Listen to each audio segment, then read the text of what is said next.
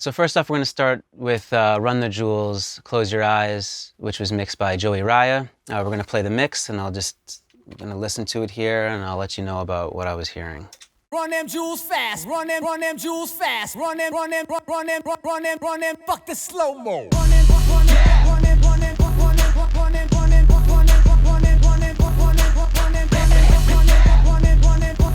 Hey. Fashion slave, you protested to get in a fucking lookbook. Everything I scribbled like the anarchist cookbook. Look good, posing in the center for the cookbook. Black on black with the ski mask, that is my crook look. How you like my styling, bruh? Ain't nobody smiling, bruh. About to turn this motherfucker up like Rikers Island, bruh. My thuggers and my cripples and my blooders and my brothers. When you niggas gon' unite and kill the police motherfuckers, or take over a jail, get them CO's hell. The burning of that sofa, goddamn, I love the smell. Blankets and pillow torching, where the fuck the warden? And when you find them, we don't kill them, we just water. The mix sounds great, and 3 vocalists on here, LP, Killer Mike, and then it follows up with Zach De La Roca. So I was just first listening to make sure that, you know, all of the vocal bounces between each of the verses and them going back and forth kind of feel consistent, and there's nothing that's sticking out, or there isn't a vocal that feels too warm versus another one.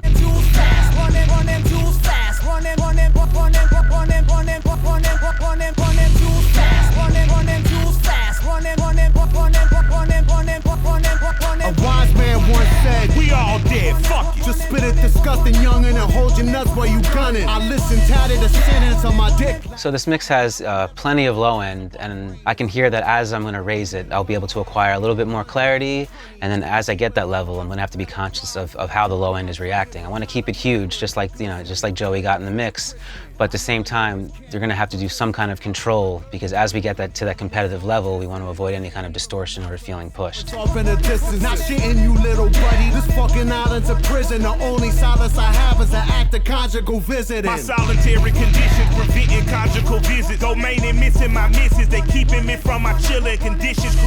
We dipping from Gotham, yes, eclipsed by the shadows, a dark dance to the coffin.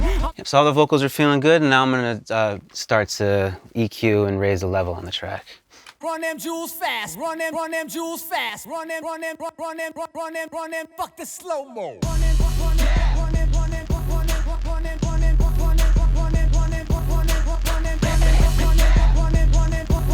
Hey.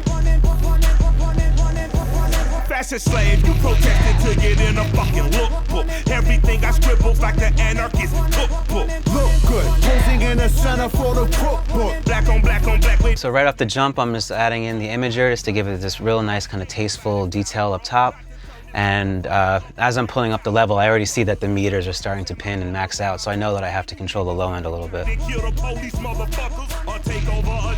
So I'm going to do that by doing a shelf on the back CQ of just a dB up to 100, because the 808, it has a huge full sound to it, and it's covering the full spectrum from like the kind of guttural 50 hertz and up to 100, so I think that'll be a good move. On this track, upon hearing it, it just had, it had so much lows and also, required taming them that, throwing in the 747 on a song like this would probably end up making it a little too muddy and kind of taking away from the clarity that I want. So it's the moment that I hear a track, I know what it's gonna need as far as the few elements that I have here. And normally, when you get those very kind of digital, thin sounding tracks that kind of feel plasticky, which happens so much in this digital world where people are mixing in the box, that's when I really benefit from having the 747 to add that additional color and body to it. But with something like this, Joey and Elle have been working hand to hand for years, and they always use tons of analog equipment in the mix stage and also in the production stage. So me adding more here sometimes just pushes it over the edge and it's unnecessary, and you just have to be very delicate. A little fun fact about this one is that quite often clients will send me mixes before they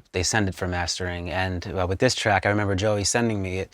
And I had the suggestion, which I think helped, basically this vocal loop of Zach in the beginning, and that's looped throughout the song and kind of just adds to the rhythmic momentum of the track. Run them jewels fast, run them jewels fast, run them. So once the beat kicks in, it's still at full volume, and he's constantly just saying, run, and it just keeps on going. Initially, on the first mix that I heard, the vocal loop always kept the same clarity throughout, and I suggested to Joey that once the verses start, to maybe just do some kind of very subtle tuck of the high mids and highs. So you can still hear Zach's voice, but it's giving room for the main vocal to shine through. And you'll hear that once, right when the first verse comes in, that the vocal loop of Zach just gets tucked in a little bit and then just gives the rappers a little more presence. Slow-mo.